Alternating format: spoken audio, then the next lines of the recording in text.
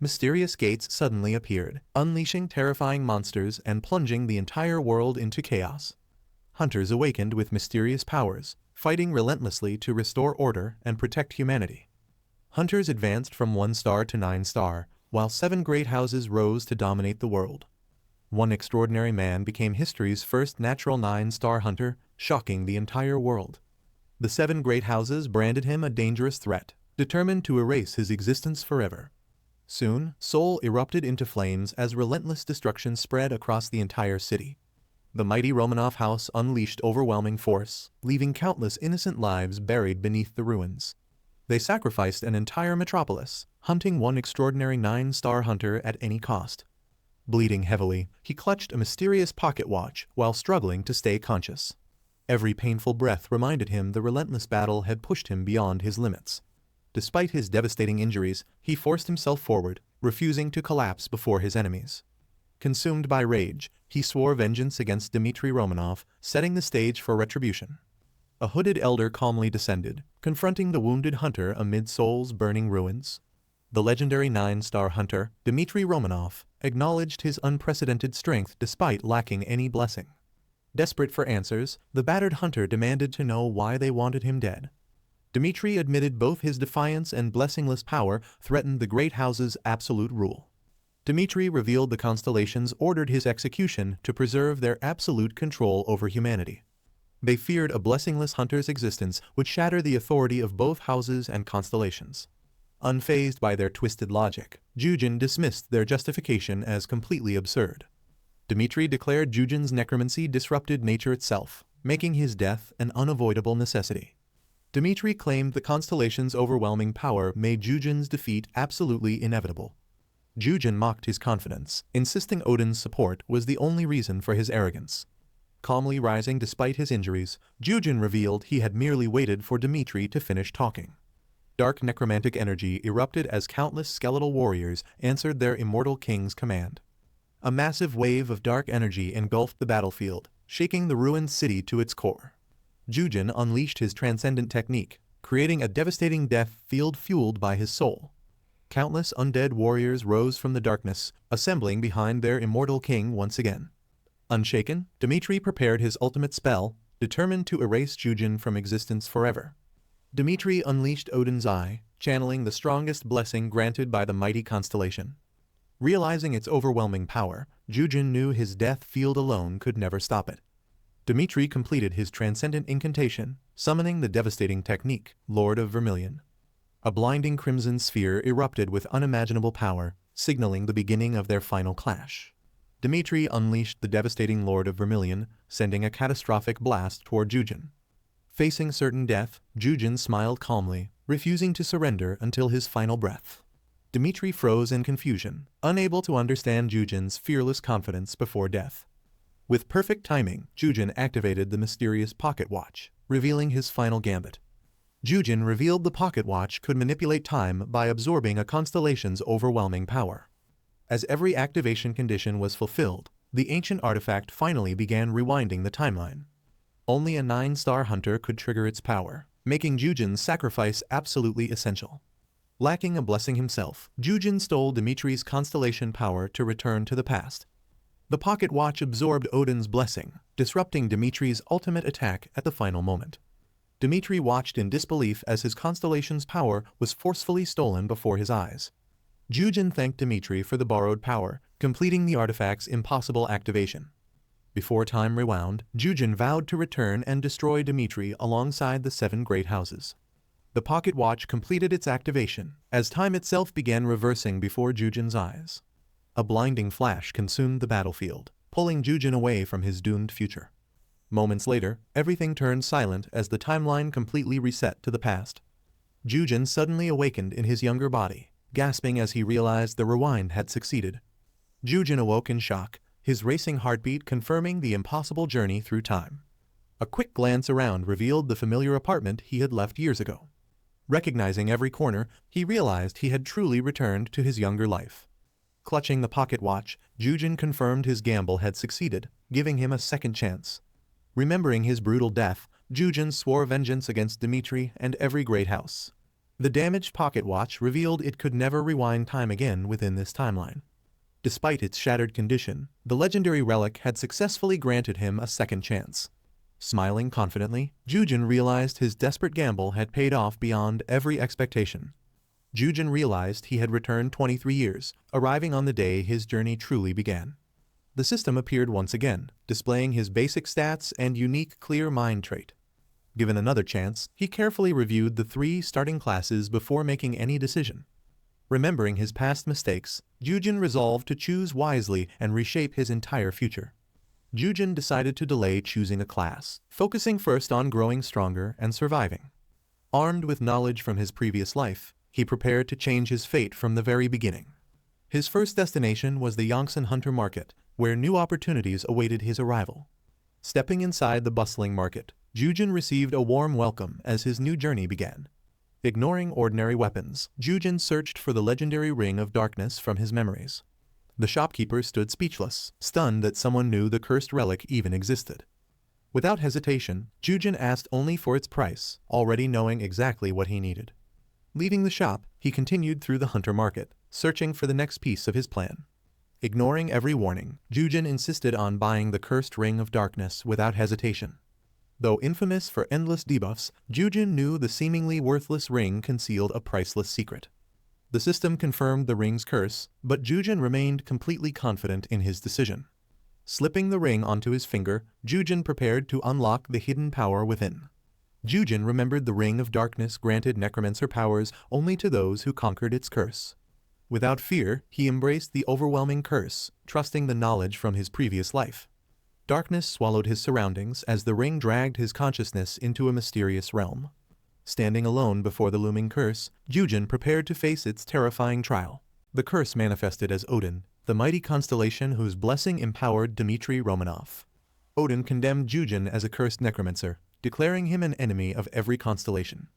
He mocked Jujin's blessingless existence, insisting he could never challenge divine authority. With overwhelming divine pressure, Odin prepared to crush Jujin before the true trial even began.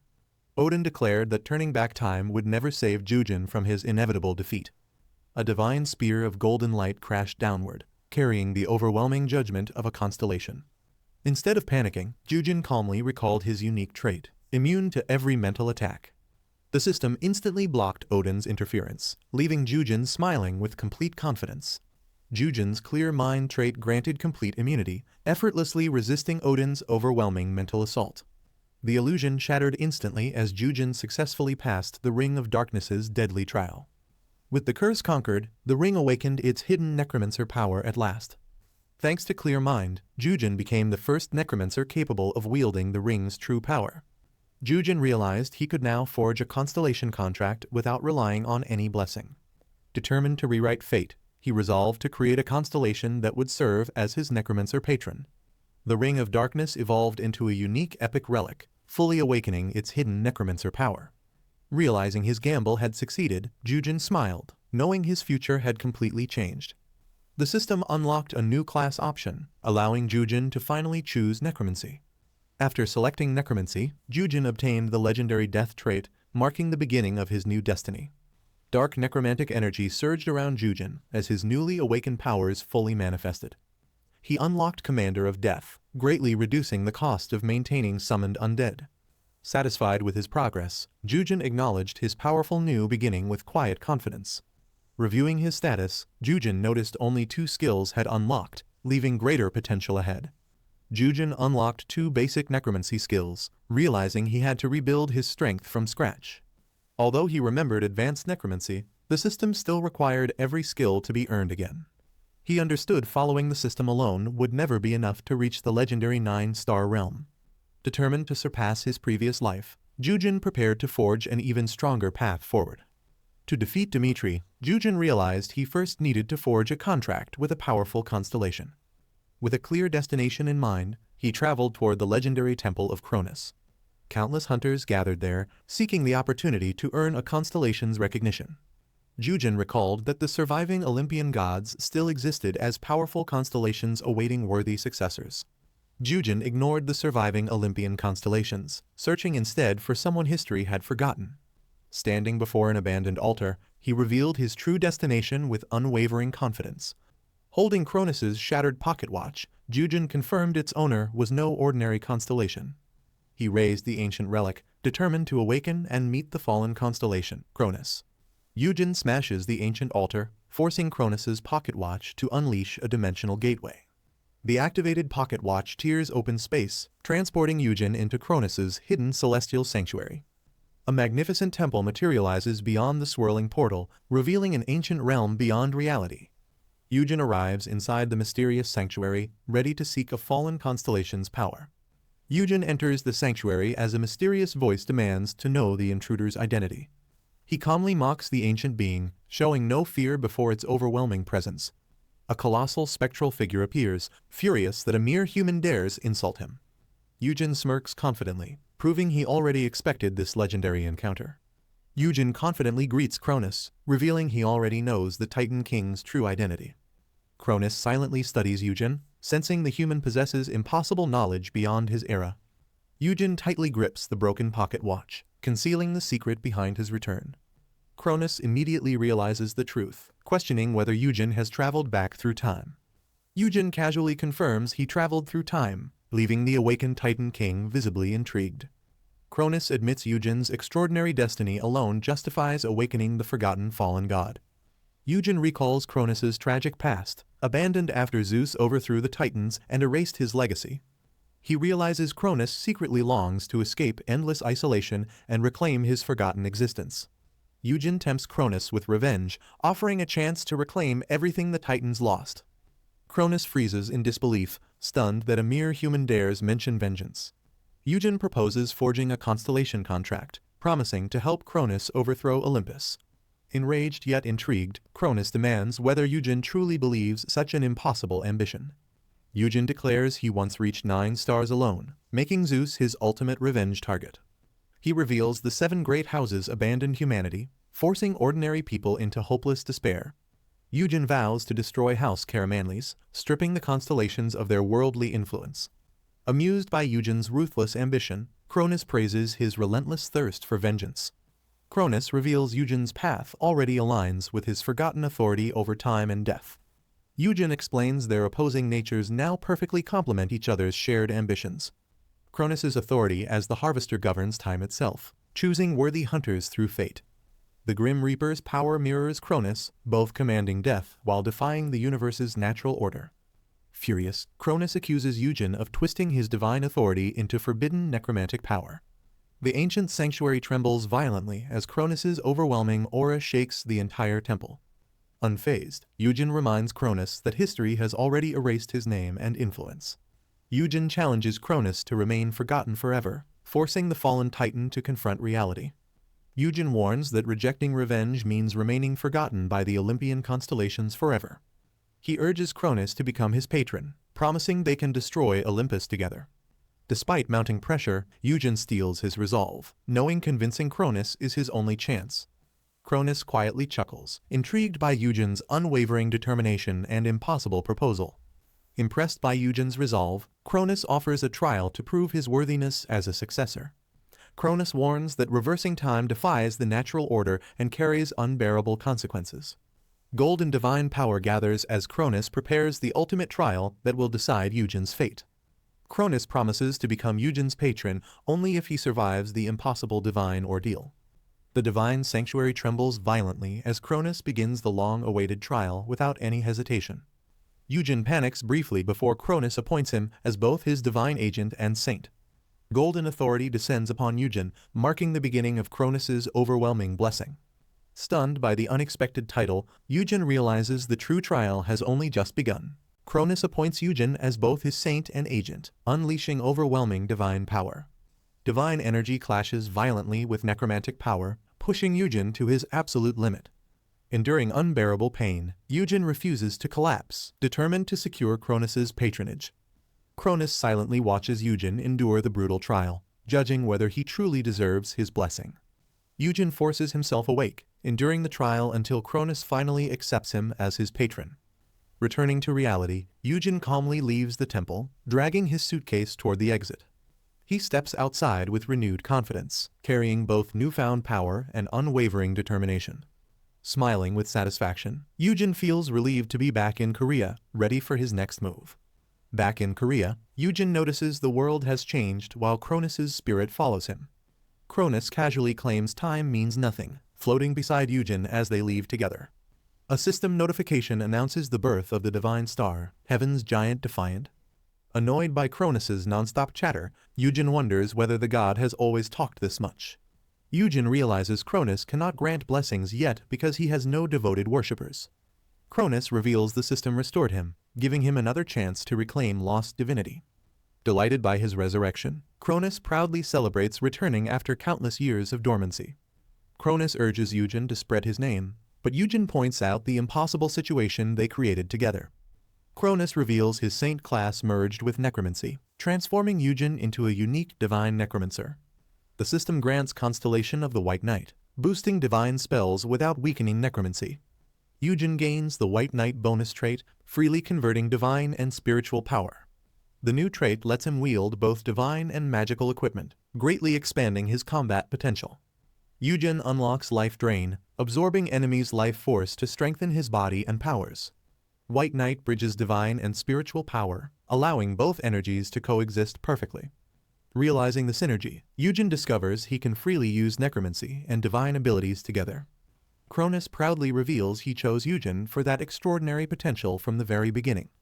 Cronus boasts about his glorious past, giving Yujin an idea for his next destination. After thinking carefully, Yujin decides the Myeongdong Gate is the perfect starting point. Confident in his plan, Yujin smirks and prepares to test his newfound abilities. He heads toward the ancient garden, determined to put his new powers into action. Yujin arrives at the ancient garden, where permanent gates connect Earth to dangerous alternate dimensions. Unlike temporary gates, permanent gates remain open and require hunters to clear their dungeons. The system identifies Ancient Garden as a permanent one-star gate with manageable mana concentration. Knowing it's designed for beginners, Yujin confidently approaches the gate to test his new abilities. Recruiters eagerly gather new hunters into parties, but Yujin ignores the familiar scene. As Yujin approaches the gate, a nearby party calls out to recruit him. Their leader warmly invites Yujin to join their team before entering the dungeon. Confident in his own strength, Yujin politely declines and heads toward the gate alone. The party accepts Yujin's decision, though they quietly worry about his reckless confidence. One teammate questions leaving him alone, but the leader respects Yujin's choice. Smirking confidently, Yujin believes clearing a beginner gate alone will be effortless. With unwavering confidence, Yujin prepares to test his newly awakened necromancer abilities.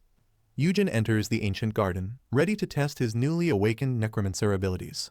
The peaceful silence feels suspicious as Yujin cautiously advances through the overgrown forest.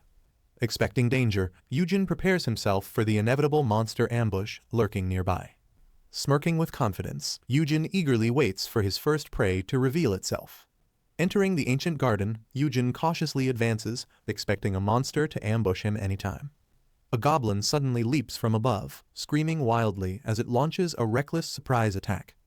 Yujin calmly sidesteps and slices through the charging goblin with effortless precision and speed. Before the first falls, another goblin lunges forward, attempting to catch Yujin off guard. A skeletal monster attacks alone as Yujin activates White Knight and converts spiritual power into divine energy. Yujin activates Life Drain, but the spell repeatedly fails despite striking the monster. The failed spell shocks Yujin as he realizes divine energy behaves differently from spiritual power.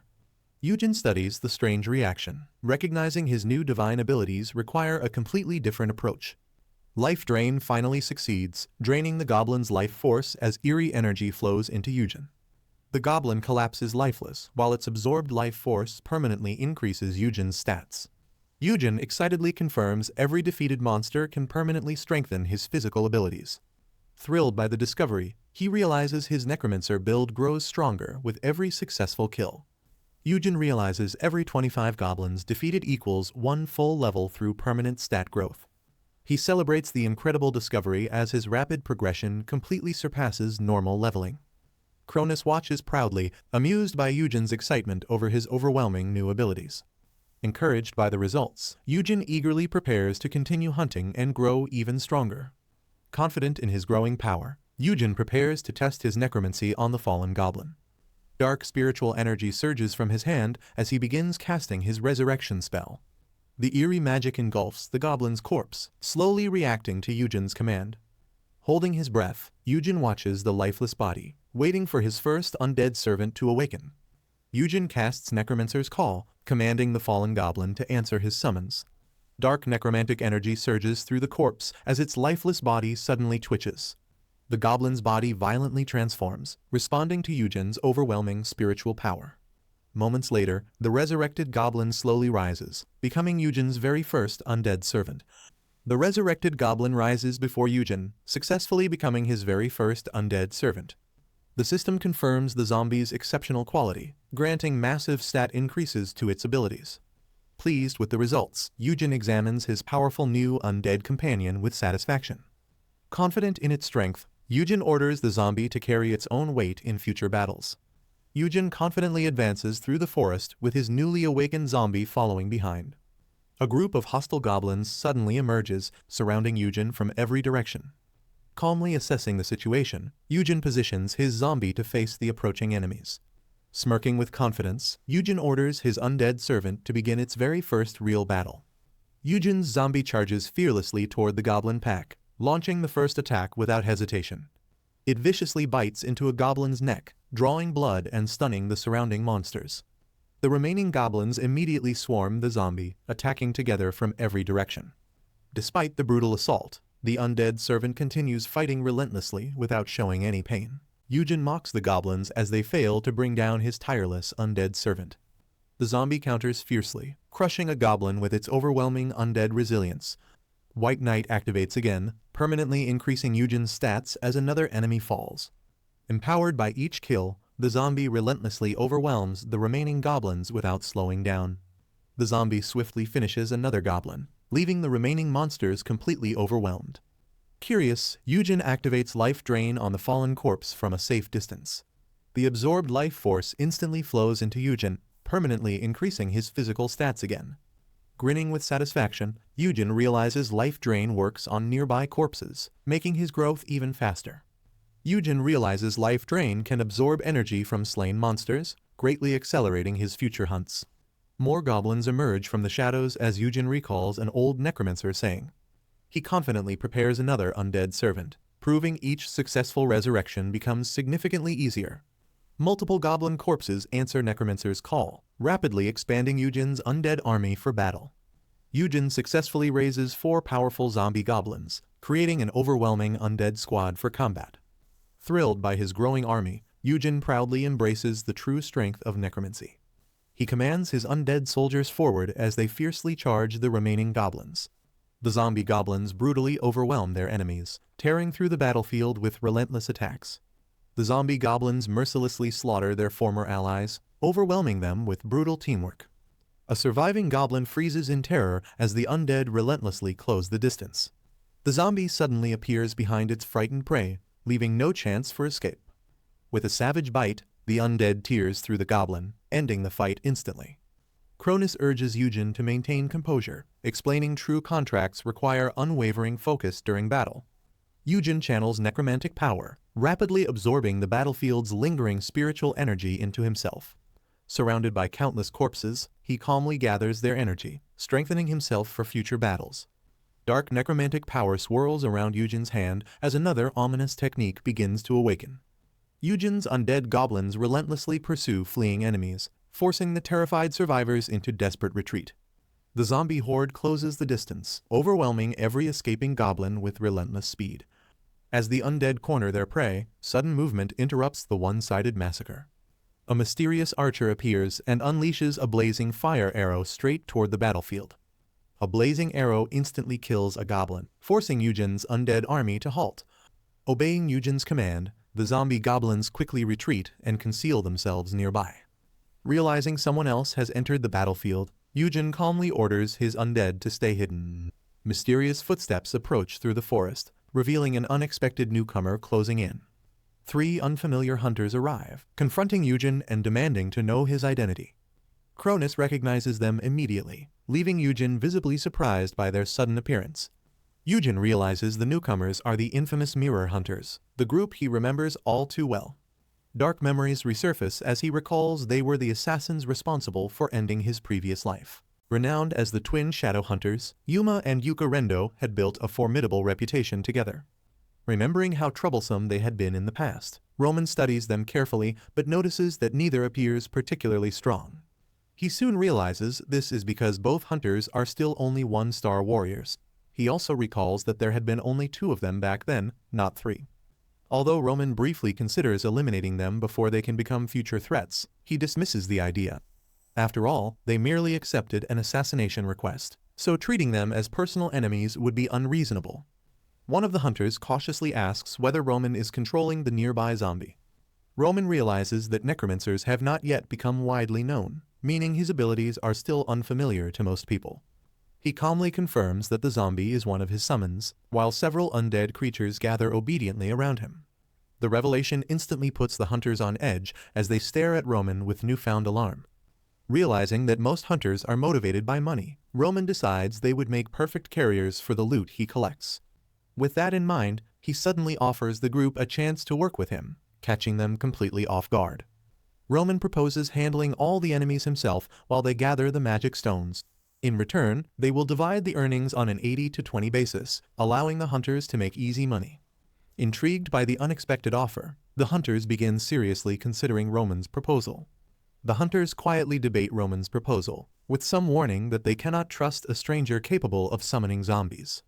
As their suspicious whispers continue, Roman waits patiently for them to reach a decision. However, their discussion drags on for so long that he gradually begins losing his patience. Before Roman can interrupt, the group finally makes up its mind and agrees to work with him. Despite accepting the partnership, the hunters attempt to renegotiate the reward and demand an equal split, arguing that Roman's original terms would leave each of them with very little.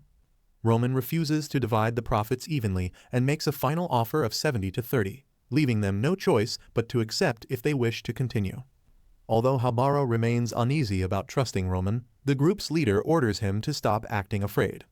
He reasons that Roman entered the gate without any equipment and still carries himself with absolute confidence. If Roman truly intended to harm them, they would already be dead. With the agreement settled, Roman leads the way alongside his undead summons, while the hunters follow in hopes of earning more than they normally would. However, the group soon finds itself completely drained by the relentless pace of the expedition. After gathering magic stones without rest, Habara finally collapses from exhaustion and begs for a break. Yuka is equally worn out and admits that she has also reached her absolute limit. While the exhausted hunters struggle to recover, their leader adds another magic stone to the enormous pile they have already collected. Observing Roman from a distance, he admits that he knew the stranger was no ordinary hunter. Even so, the sheer number of monsters Roman and his summons have slaughtered far exceeds anything he imagined. Roman remains completely unfazed and continues searching the battlefield, casually discovering even more valuable corpses to add to his forces. Overwhelmed by the non-stop work, the hunter's leader cautiously suggests that the group should take a break soon. Roman's undead summons ignore their exhaustion and continue tearing through the remaining monsters without slowing down. As soon as another enemy falls, Roman points out the fresh corpse and directs the hunters toward their next collection. Noticing their weary expressions, he cheerfully tells them to take their time, leaving the exhausted group too stunned to respond. Completely overwhelmed by Roman's tireless pace, the exhausted hunters begin wondering whether he is even human. Meanwhile, Roman surveys the monster corpses scattered across the forest and realizes that his undead army has nearly cleared the entire area. With the battle temporarily under control, he decides to check how much his abilities have improved. His status reveals remarkable growth, with his strength, agility, vitality, endurance, and holy power all increasing significantly. Roman marvels at the efficiency of life drain, which has raised his total stats by 21.2 points in only 3 hours and brought his abilities close to those of a level 4 hunter. Having also gained another level, he decides that he is finally strong enough to advance deeper into the gate. Confident in his rapid growth, Roman sets his sights on hunting down the dungeon boss. At his command, the undead scouts reveal a fortified goblin settlement ahead, where numerous enemies stand guard.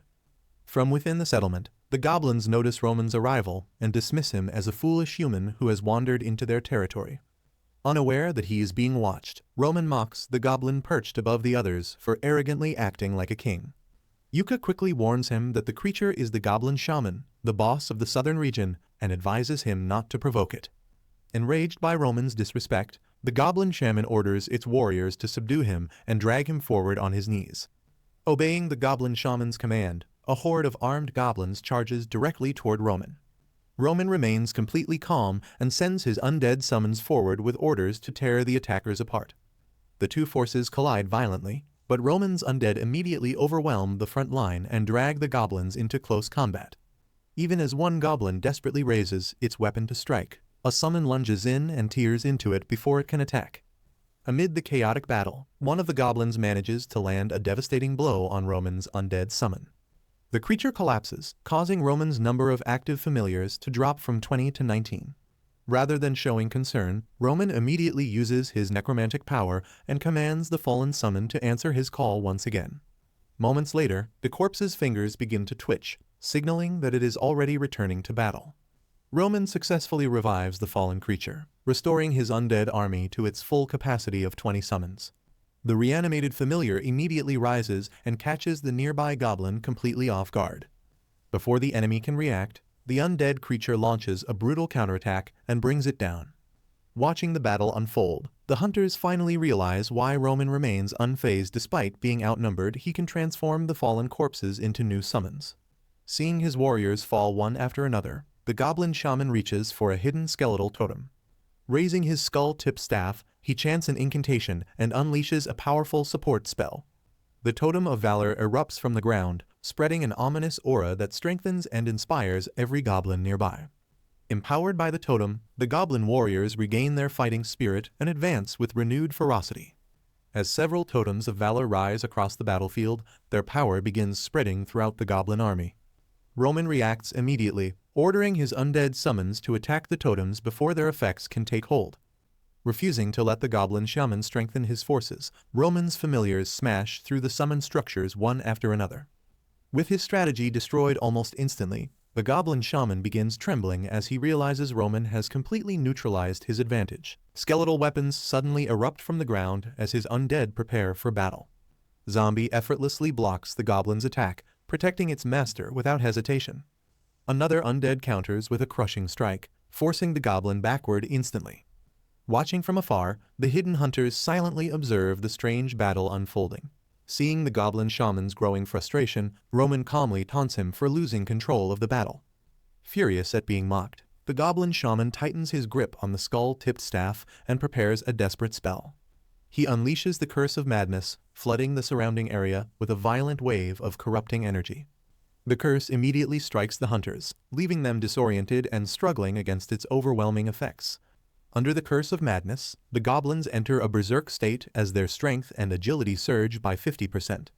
With their enhanced speed and power, they tear through Roman's front line and reduce his active summons from 20 to 19. The empowered goblins continue their relentless assault, rapidly cutting the number of familiars from 18 to 15. As the slaughter intensifies, Roman's undead army is soon reduced to only 10 remaining summons. The berserk goblins continue cutting down Roman's familiars, reducing his remaining forces from 10 to 8. Rather than panicking, Roman studies the situation and realizes that the goblin shaman staff is the source of the curse and his true trump card. Believing victory is near, the goblin shaman proudly reveals that the weapon is a bone staff infused with the grudges of countless goblins. Upon hearing that the staff is made of bone, Roman's expression shifts as he realizes it may also be vulnerable to his necromantic power. Once Roman confirms the staff's composition, he realizes the battle has suddenly become much easier to win. He activates bone control and extends his necromantic influence toward the goblin shaman's weapon. The staff begins violently shaking in the shaman's hands, leaving him confused as he struggles to maintain his grip. Unable to resist Roman's power, the bone staff tears itself free and flies directly toward him. Roman effortlessly catches the stolen staff, immediately interrupting the Curse of Madness that had empowered the goblins. Left empty-handed, the goblin shaman stares at Roman in disbelief and struggles to understand how his weapon was taken.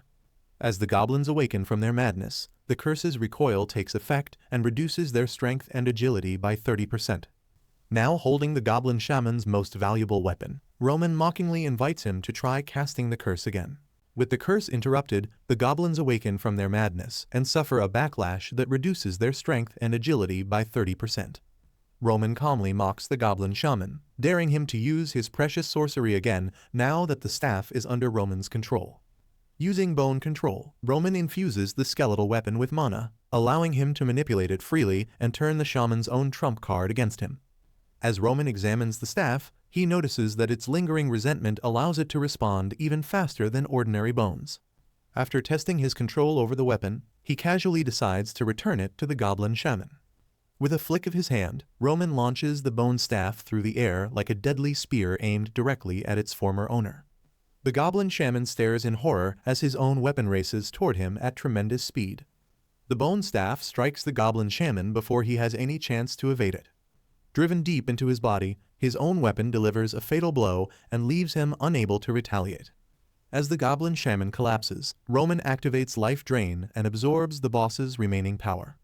The defeated boss grants Roman additional agility, strength, and mana, confirming that powerful enemies provide far greater rewards. Just as Roman prepares to move on, he suddenly remembers an important detail he nearly overlooked. Without explaining himself, he turns back toward the goblin shaman's corpse, leaving the hunters confused. Roman kneels beside the fallen boss and collects its remaining blood in a container. He realizes he acted just in time, since Life Drain had already consumed almost all of the valuable blood. With the goblin shaman defeated and its blood secured, Roman leaves the remaining cleanup to the hunters, who reluctantly accept the task. Only after he departs do they realize the overwhelming number of corpses and magic stones they must collect. Having completed his business inside the gate, Roman returns to the city with his newly acquired rewards. Stepping back into the outside world, he immediately sets off to handle his next objective. Roman confidently emerges from the gate after completing the dungeon and defeating its southern boss. Behind him, the exhausted hunters struggle to carry the enormous bags of magic stones collected from his countless kills. The massive haul draws attention from the surrounding crowd, who can hardly believe that only 4 hunters defeated so many monsters. After praising everyone's effort, the group's leader suggests taking the magic stones to a shop in Natsuhabara for appraisal and sale. Roman asks how much the entire haul is worth, and the hunters estimate that the magic stones could sell for roughly 6 million. To ensure they receive a fair price, the group decides to transport the stones personally, while offering to handle the sale on Roman's behalf.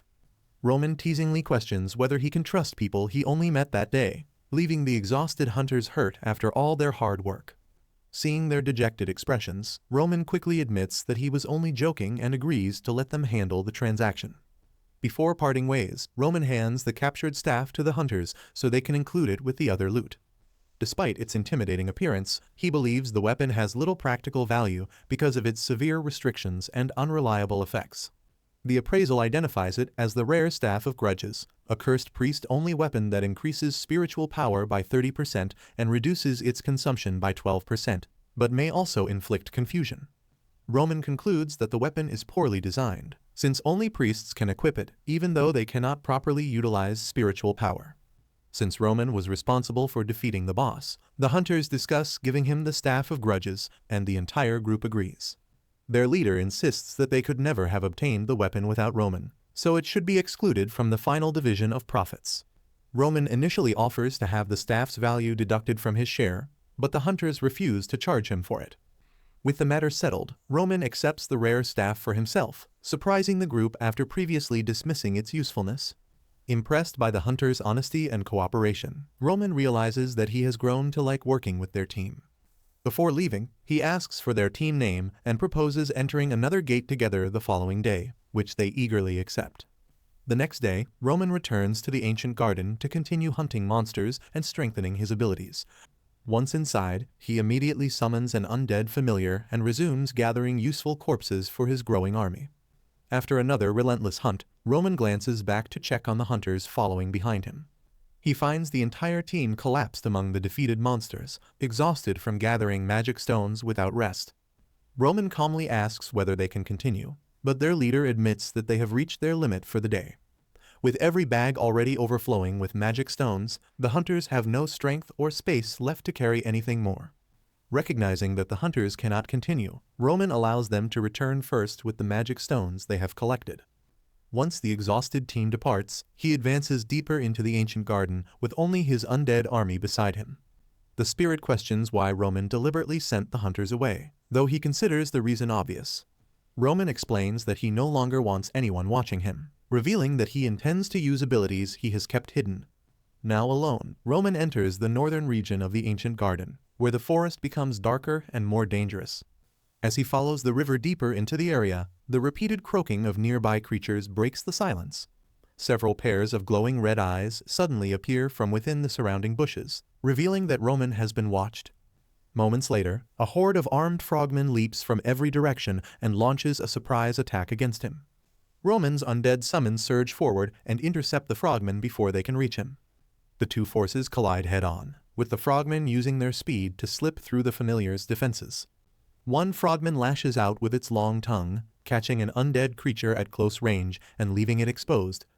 Another attacker takes advantage of the opening and drives its weapon straight through the familiar's body. The frogmen's coordinated attacks quickly destroy two familiars, reducing Roman's active summons from 20 to 18. Using their superior speed and combat ability, the frogmen surround the remaining undead and steadily overwhelm them. Roman realizes that the frogmen possess much higher stats than the goblins, explaining why his army is struggling against them. Rather than rely solely on his summons, Roman activates bone control and launches the Staff of Grudges directly into the battle. Roman drives the Staff of Grudges into a frogman, but the attack activates the creature's defensive skill, Oil Shower. The ability coats the frogman in a slippery substance that reduces the power of incoming piercing attacks, allowing it to survive the blow. Roman notices the strange liquid dripping from his weapon, but the frogman uses that brief distraction to counterattack. Closing the distance in an instant, the creature lands a powerful strike and sends Roman crashing backward. By infusing the Staff of Grudges with spiritual power, Roman increases its piercing damage and forces it straight through the frogman's defense. With the creature thrown off balance, Roman steps forward and confidently takes control of the battle. Using bone control, he sends the staff darting between multiple frogmen, striking them one after another from a distance. However, controlling the weapon while maintaining his undead army consumes spiritual power too quickly, draining 35% of his reserves and forcing him to reconsider his approach. Roman uses Raise Undead on the defeated frogmen, causing their corpses to stir as his spiritual power continues draining. Despite the heavy consumption, he determines that he can still endure the strain and continues activating the spell. Moments later, an entire force of reanimated frogmen rises under Roman's command, strengthening his army with the enemy's superior bodies. The remaining frogmen are overwhelmed by their resurrected companions, and the resulting experience raises Roman to level 6. Satisfied with his rapid growth, Roman believes he will soon regain the strength he possessed before his regression. Remembering the Mage King, he silently vows to surpass the legendary figure and completely overwhelm him one day. Continuing deeper into the northern region, Roman discovers ancient ruins surrounding a mysterious object placed at their center. With his newly raised frogmen following closely behind, he enters the ruins and cautiously approaches the strange structure. Inside the ruins, Roman removes and carefully examines the heart of a fallen frogman. When the spirit questions his intentions, Roman asks for silence so he can concentrate on the experiment. He pours the goblin shaman's preserved blood onto the frogman's heart to test how the two sources of power will react. As soon as the blood touches it, the heart begins beating violently and releases a strange green energy. The fused heart continues pulsing with green energy as Roman waits for the experiment to produce a result. His method succeeds, revealing a hidden secret within the ancient garden that has remained undiscovered for several years. The system recognizes the special conditions he fulfilled and transports Roman and his undead army to the ancient trial grounds. Roman reappears at the center of a vast arena where an unknown trial awaits him. Roman steps farther into the arena while carefully studying the long hidden trial ground around him. He recalls discovering this place before his regression when he was a 2-star hunter, though he had been unable to enter it at the time. As Roman and his undead army move forward, a massive barrier suddenly forms across the arena. A gigantic armored claw emerges through the light, signaling the arrival of the trial's first opponent. The trial announces that only one person may participate, forcing Roman to face the challenge without assistance from another hunter. To earn the hidden reward, he must prove his courage and potential within the ancient trial grounds. Roman remains confident as the trial begins, calmly waiting for his opponent to reveal itself. A massive Dragonian appears and identifies Roman as its new prey, while the system orders him to survive for 10 minutes to receive a reward. The ancient trial grounds were created so the constellations of the Pantheon could identify hunters with exceptional potential. To construct and manage these trials, the Pantheon commissioned the powerful Dragon Legion. Elite Dragon Legion soldiers were stationed within the arena to test whether challengers could survive for the required 10 minutes. After assessing the Dragonian before them, the spirit warns Roman that his current strength may not even keep him alive for 10 seconds. The spirit assumes she may soon need to search for a new contractor, but Roman refuses to accept that he will die so easily. Roman reasons that although his opponent belongs to the dragon race, the trial has likely weakened it to match a one-star challenger. Even so, he recognizes that surviving against such a creature will be far from easy. As the Dragonian steps forward to begin the battle, Roman suddenly stops it before the first attack can be launched.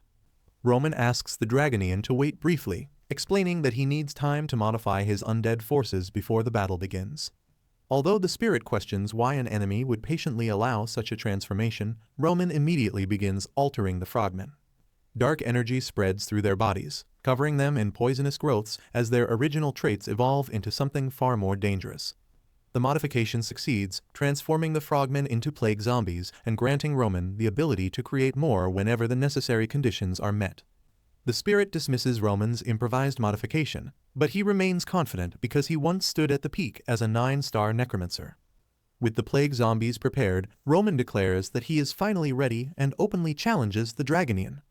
The creature responds with a confident grin, showing no concern for Roman's newly modified army. Without further warning, the Dragonian explodes forward at tremendous speed and charges straight toward him. The Dragonian accelerates across the arena, intending to break through Roman's forces with a single charge. Before it can reach him, the plague zombies leap from every direction and swarm over the creature's massive body. One zombie clamps onto the Dragonian's neck while the others restrain its limbs, catching the elite soldier completely off guard.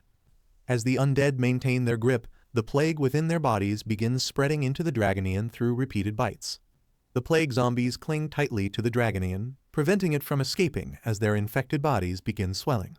Moments later, they burst and release a concentrated cloud of toxic fluid directly onto the creature. The Dragonian is struck by level 12 poison acid, which rapidly spreads across its body and begins weakening it. Roman reveals that he converted the frogmen's enhanced strength into poison.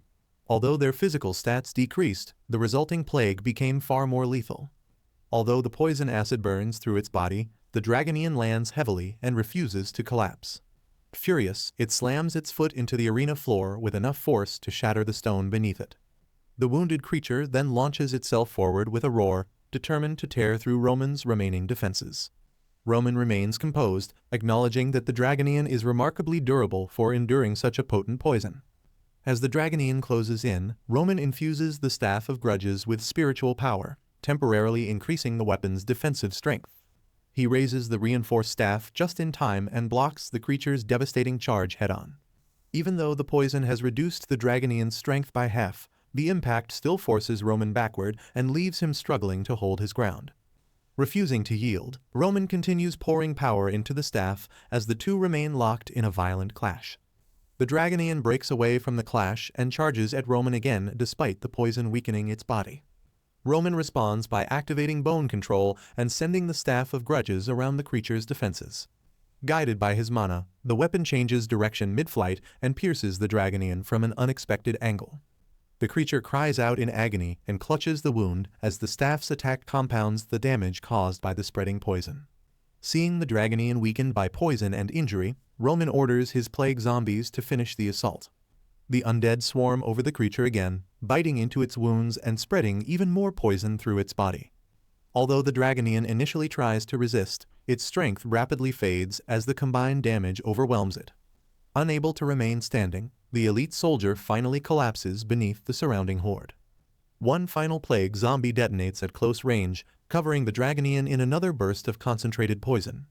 In a desperate final struggle, the creature tears through the attacking undead, but absorbs even more toxic damage in the process.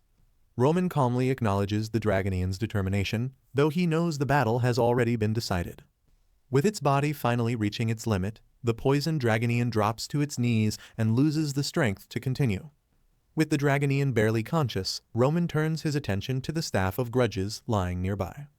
Using bone control, he recalls the weapon and catches it effortlessly in his hand. Roman then walks toward the kneeling Dragonian, which no longer has the strength to defend itself. Standing over the defeated creature, he reaches forward and prepares to claim its remaining power. Roman activates Life Drain on the defeated Dragonian, absorbing its remaining energy and converting spiritual power into holy power. As the creature's life fades completely, the system confirms that Roman has cleared the ancient trial grounds. The spirit expresses surprise that Roman overwhelmed an elite Dragonian with such a crude undead swarm, while he calmly reminds her that he never intended to die. As his reward for surviving the trial, the Crest of Endurance is permanently engraved upon him. Roman examines the Supreme Grade Crest of Endurance, a permanent enhancement that reduces damage delay and staggering while improving mana alignment and concentration. Satisfied with its useful effects, he considers the crest a worthwhile reward for clearing the trial. However, Roman believes the Dragonian's corpse is the greater prize, since its powerful body provides exceptional material for creating a new undead. When the spirit questions his plan, Roman begins the modification process and vows to create a summon stronger than the combined value of its individual parts. To transform the Dragonian into an undead surpassing its original limits, Roman realizes that he needs specialized alchemy tools. Remembering an acquaintance who may own a suitable workshop, he leaves the trial grounds and travels to Saitama Prefecture. Roman soon arrives at a familiar building that once contained everything he needed for advanced undead modifications. Looking up at the unchanged workshop, he realizes that the place appears exactly as it did before his regression. Just as Roman approaches the workshop, a violent explosion erupts from inside and engulfs the entrance in flames. Though caught off guard, he quickly recognizes the familiar chaos and realizes that some things truly never change. As thick smoke pours from the building, Roman hears someone coughing within and confirms that the workshop's owner is still there. Rather than showing concern, Roman smiles knowingly, having found exactly the person he came to see. Emerging through the smoke, Roman finally finds the young alchemist he came searching for. He recognizes the man as Shintani Renia, the future #1 alchemist in Japan who will create the world's first formula for mass-producing mid-grade potions. Roman approaches and requests a moment of his time, but Renia cautiously asks who he is and why he has entered his private laboratory. Introducing himself as Chinen Ryuga, Roman explains that he came to borrow Renia's alchemy equipment for a special project. Renia's obvious reluctance makes it clear that he has no interest in letting a stranger use his valuable equipment. Realizing that simply borrowing the laboratory would only benefit him, Roman decides to offer something valuable in return. He reveals that he knows Renia is researching a method for mass-producing mid-grade health potions, leaving the alchemist stunned by his knowledge. Before Renia can question him further, Roman offers to help complete the difficult formula in exchange for access to the workshop. Inside the laboratory, Roman examines Renia's ingredients and the unstable potion formula he has been struggling to complete. Drawing on knowledge from his previous life, Roman makes a precise adjustment using a material Renia has not yet learned to apply properly. The change immediately stabilizes the potion, stunning Renia because the mixture had previously seemed ready to explode at any moment. Roman understands Renia's confusion, since this crucial technique was originally something the alchemist would not discover for several more years.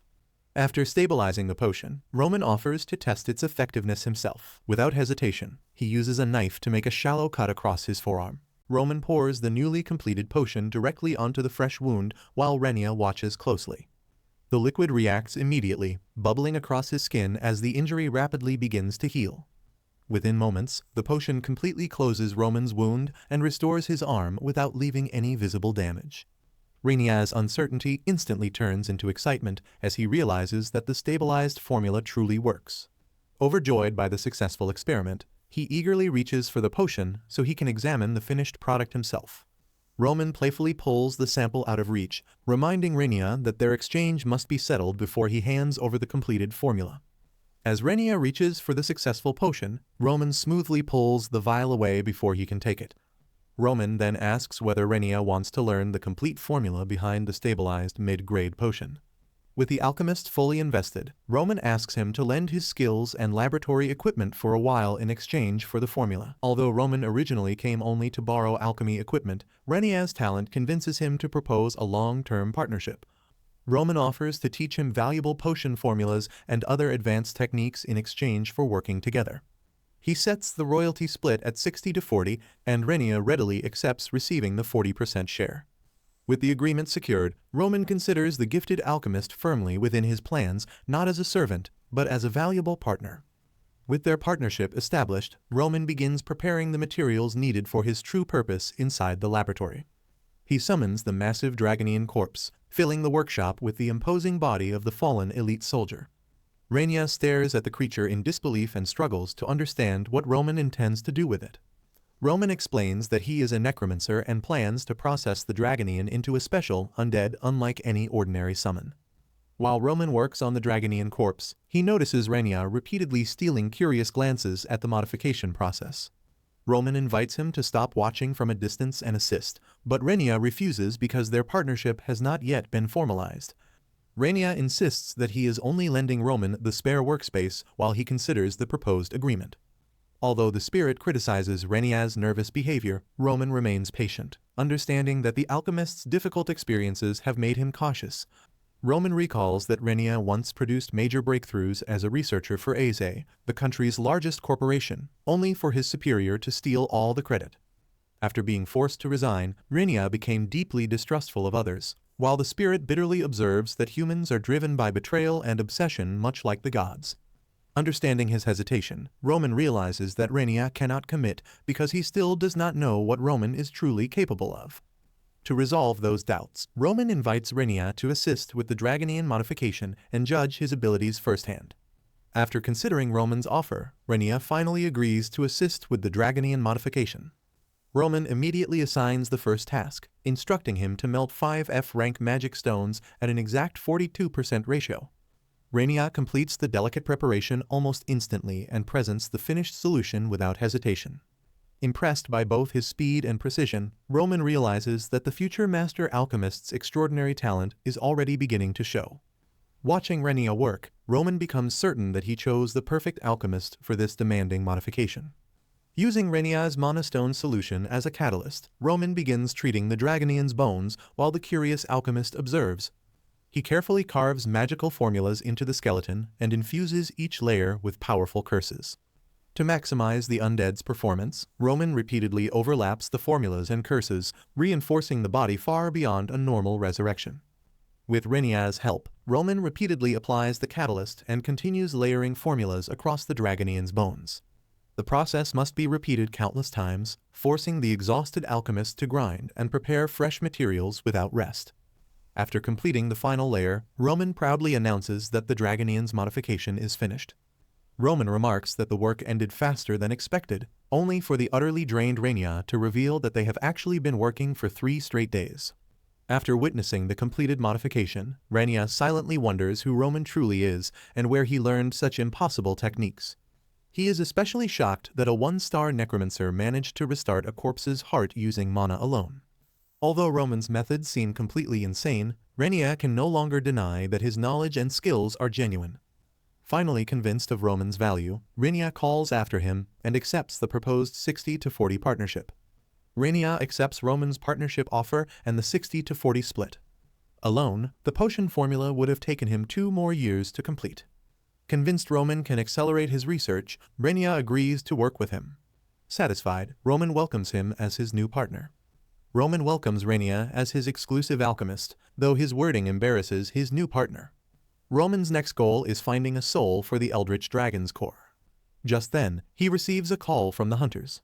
After confirming his payment, they ask Roman to join another job. Roman meets the rookies near the northern border. After confirming they called him, he takes command. The group follows him deeper into the forest. They remain wary because monsters still infest the area. Roman explains that he came to repay an old debt. He searches the surrounding forest for the location. Meanwhile, the rookies follow closely behind him. Suddenly, Roman senses something nearby. A 2-star orc suddenly appears. Despite the rookies' warnings, Roman remains calm. He decides to test his newly processed ghoul bones. Using bone control, Roman launches his weapon. The orc notices the incoming bone weapon. It tries to block the attack with its spear. However, the weapon's force sends it flying. Roman calmly confirms the weapon's power. Roman redirects the bone weapon for another strike. It shoots toward the orc at high speed. The weapon pierces the monster's chest. Roman is impressed by the orc's durability. The wounded orc pulls the bone weapon free. Blood pours from its injured chest. Enraged, it charges directly at Roman. Roman calmly waits for its attack. An explosion stops the charging orc. Roman praises the rookie's timely defense. He then prepares to increase the pressure. Using bone control, Roman summons 3 weapons. 3 bone weapons surround the charging orc.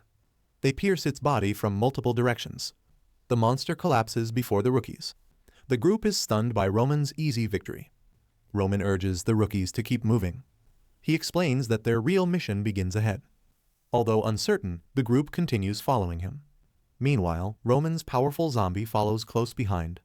The group finally reaches the orc village. Yuma worries that they may be heading the wrong way and questions Chinen's plan. Despite his concern, Chinen calmly confirms that they are following the correct route. Chinen reveals his powerful undead servant and explains that their destination is an orc settlement. With a confident smile, Chinen adds that the journey will also help them earn extra money. The team agrees that earning extra money makes the dangerous journey worthwhile. Soon after, several birds suddenly scatter across the evening sky. Meanwhile, a defeated orc lies motionless in the tall grass. After turning the orc into an undead servant, Chinen reaches level 13 and gains more strength and vitality. Chinen reaches the maximum stats obtainable from a single orc, preventing him from absorbing any more. Although the restriction surprises him, Chinen understands that stat absorption cannot continue forever. As sunset arrives, Chinen decides they have hunted enough for the day. With the hunt finished, the group prepares food and sets up camp for the night. Chinen praises the team for arriving well prepared, despite meeting only earlier that day. That night, he explains that his stats have improved enough to attack the orc settlement tomorrow. Sitting around the campfire, the team accepts his plan. Chinen assigns his undead orcs to guard the camp before everyone rests for the night. Under the moonlight, the undead orcs quietly guard the camp. Meanwhile, the exhausted team sleeps soundly after a long day of hunting. While everyone rests, Chinen sits alone beneath the starry sky. After reaching level 13, Chinen decides to review the new knowledge he has unlocked. Chinen enters the Library of Knowledge, where the former Lord of Death's records are stored. He immediately selects one of the ancient books. However, the system blocks it because he must reach level 45 first. Worse, the remaining books only contain basic necromancy guides he no longer needs. Unable to access advanced knowledge, Chinen reluctantly chooses to study the basic guide. He sits among the towering shelves and begins reading carefully. As he examines each page, he searches for any useful information hidden inside. Suddenly, something in the book catches his attention. By morning, Chinen finishes reading and acquires a new skill. Meanwhile, Habara remains fast asleep at camp. Someone approaches and firmly wakes him up. Habara opens his eyes to find a terrifying undead orc looming over him. Habara wakes in shock as his teammates tease him for overreacting. Still confused, he notices that his body feels much stronger than yesterday. Chinen casually confirms that the undead orc has been slightly modified. His enhanced dragonoid zombies now possess reinforced armor and greater physical power. The enhanced zombies gain bone armor for protection and squirmin flesh for corpse manipulation. With the upgrades complete,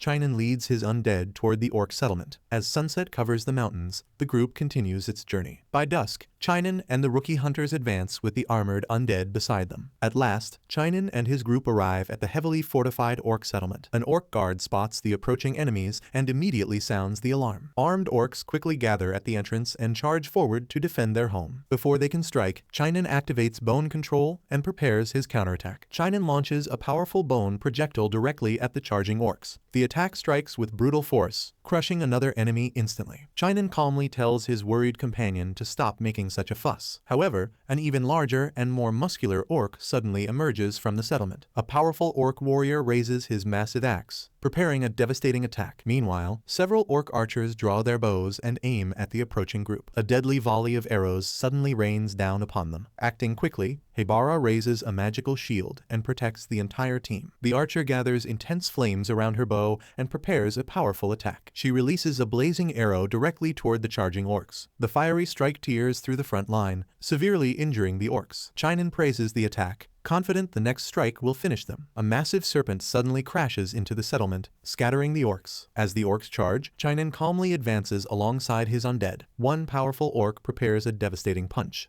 However, Chinen's undead instantly destroys him with a powerful energy blast. Chinen admits he expected the orcs to resist more fiercely. Instead, the surviving orcs are completely terrified. However, Chinen warns that the real battle is only beginning. Suddenly, a larger group of armed orcs charges toward them. As the battle intensifies, the orcs repeatedly strike Chinen's armored zombies. One powerful blow lands directly on a zombie's chest armor. The armor withstands the attack, but its durability drops by 15%.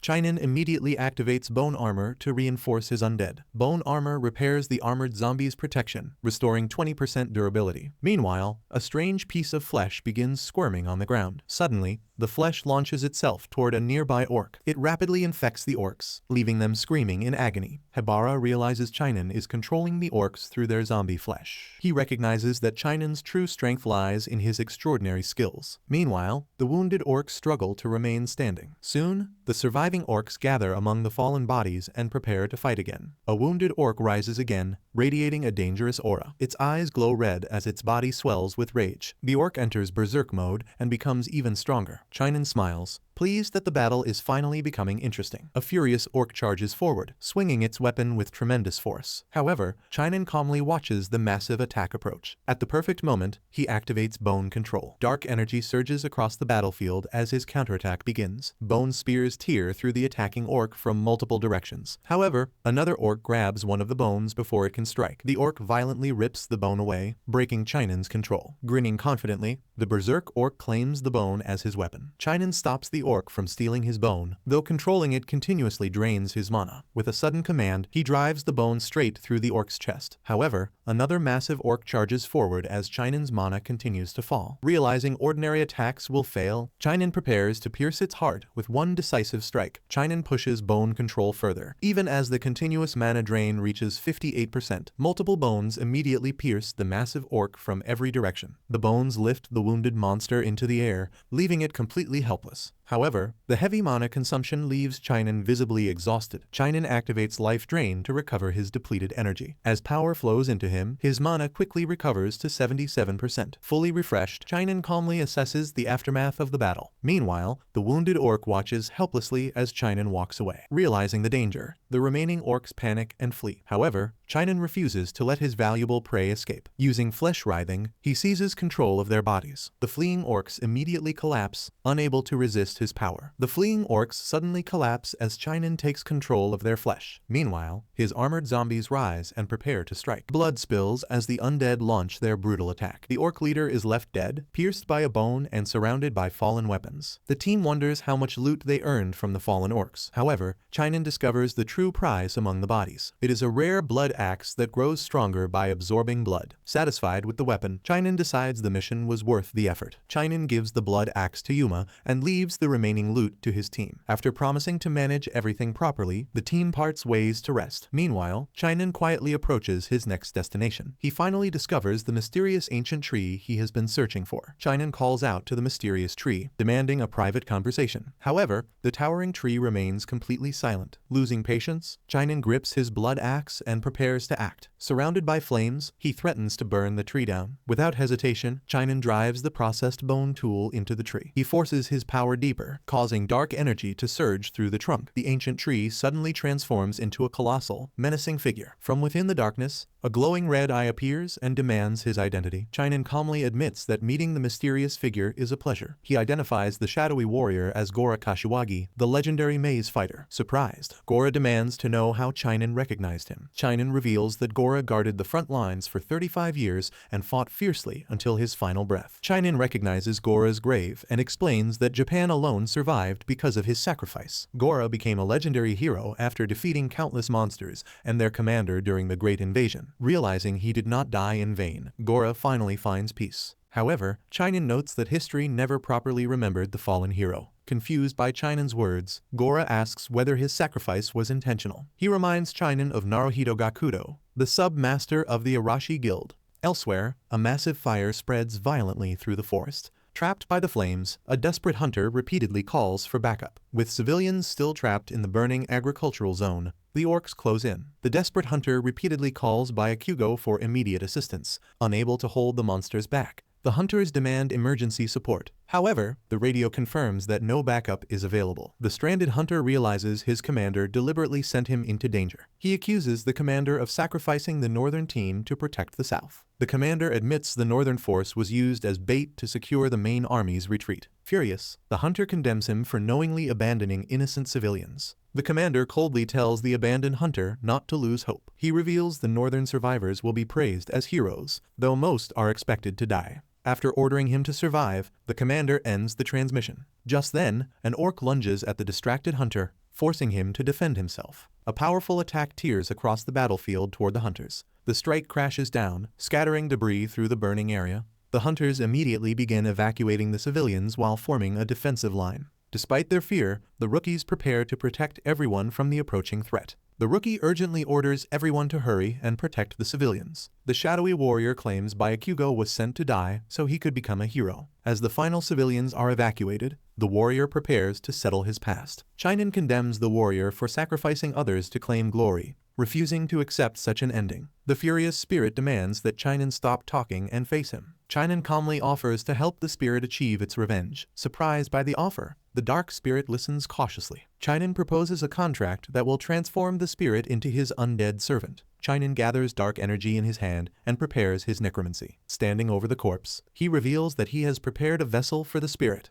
The shadowy hero silently studies the body Chinen has chosen. Furious, the spirit refuses to surrender its mind, even in death. The spirit allows Chinen to use its power, but only under one condition. It firmly refuses to harm innocent people under any circumstances. Chinen realizes the spirit still possesses the same heroic heart it had before his regression. Just as expected, the fallen hero remains true to his principles. Chinen accepts the spirit's condition and promises to honor it. Satisfied, the fallen hero agrees to become his undead servant. The contract succeeds, granting Chinen ownership of the bound spirit, Kashiwagi Sora. Even after becoming undead, Sora retains his heroic abilities and extraordinary strength. Yuma praises the newly resurrected Sora as a masterpiece. Sora returns as a powerful 6-star undead dragon with impressive abilities. Chinen realizes Sora retained the magic fighter trait he lacked as a skeleton knight. This trait lets Chinen learn martial arts and magic skills without penalties, completing the resurrection perfectly. Chinen checks how Sora's newly resurrected body feels. Sora finds the incomplete undead body stiff but still functional. Chinen realizes the resurrection is incomplete because he only copied Sora's form through cursed formulas. Even so, the result is far better than before and sufficient for now. Satisfied with the result, Chinen prepares to leave with his new undead.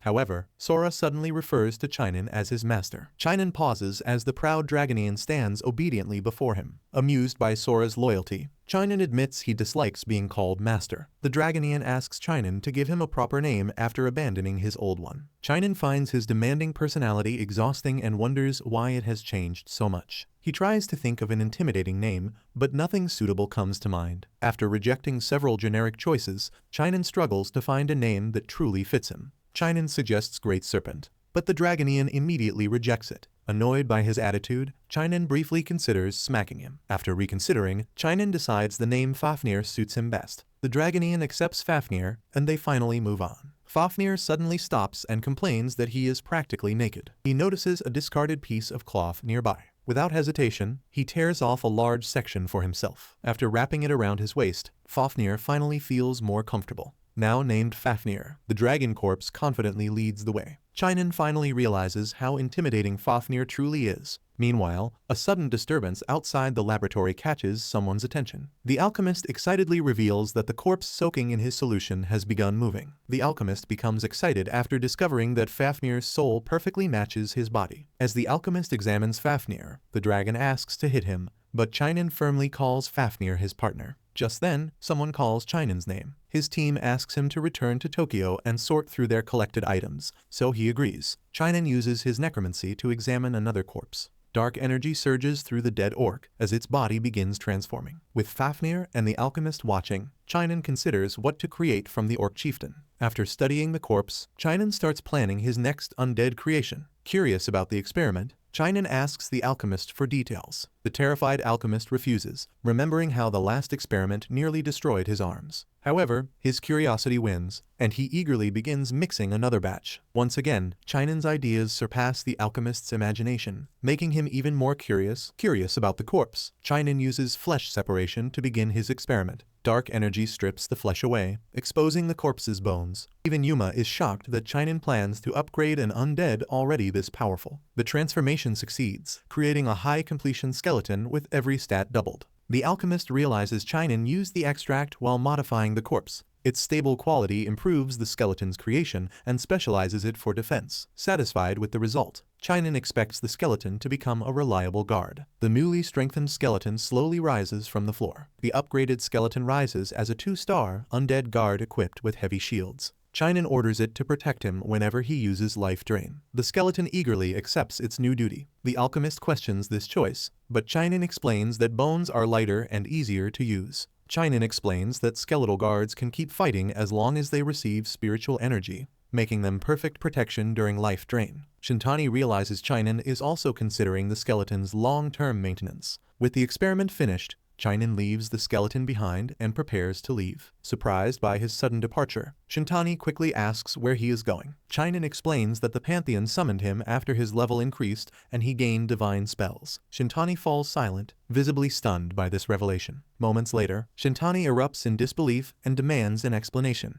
Seeing the holy aura surrounding Chinen's skeleton, Shintani realizes that Chinen has become a priest. Chinen calmly reveals that he is actually a devoted believer. Shintani refuses to believe him, convinced that such a thing should be impossible. Chinen then asks whether the improved healing potion has been patented. Shintani confirms that the review should finish soon, surprising Chinen with his efficiency. Shintani worries that rival companies could steal the formula if they wait too long. However, the upcoming exhibition is still several months away. Chinen suggests supplying a few potions early to build interest before the event. Shintani agrees and carefully accepts a sample potion. Chinen realizes that selling the potion guarantees him a fortune. He gleefully imagines money pouring into his pockets. Meanwhile, Shintani grows increasingly doubtful that Chinen is truly a priest. Later, the Pantheon suddenly appears after the exhibition is activated. Most visitors gather outside to receive blessings, leaving Chinen puzzled by the chaotic marketplace. He realizes the unremarkable visitors are actually ordinary followers seeking demonstrations. Entering the Pantheon, Chinen notices no divine presence and questions why everyone considers the ground sacred. He lets out a quiet, disappointed sigh. Chinen climbs the endless stairs, frustrated that the Pantheon has no elevators or escalators.